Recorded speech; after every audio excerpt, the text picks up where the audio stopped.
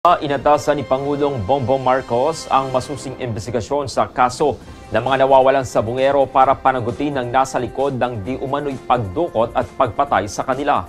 Ayon sa Malacanang, sinabi ni Press Officer Claire Castro na may direktiba ang Pangulo na laliman pa ang investigasyon upang matukoy ang mga sangkot. Dagdag niya, may 4 na testigo ang hawak ng DOJ pero kailangang masuri pa ang mga testimonya at ebidensya gaya ng litrato at video. Isa sa mga suspect si alias Totoy ang nagsabing ilang pulis at isang showbiz personality ang sangkot at itinapon umano sa Taal Lake ang mga bangkay ng mga biktima.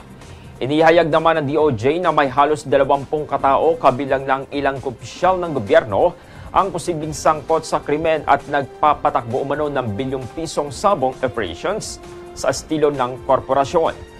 Babala naman rin ng DOJ maaring maimpluwensyahan ng grupong ito kahit ang Korte Suprema.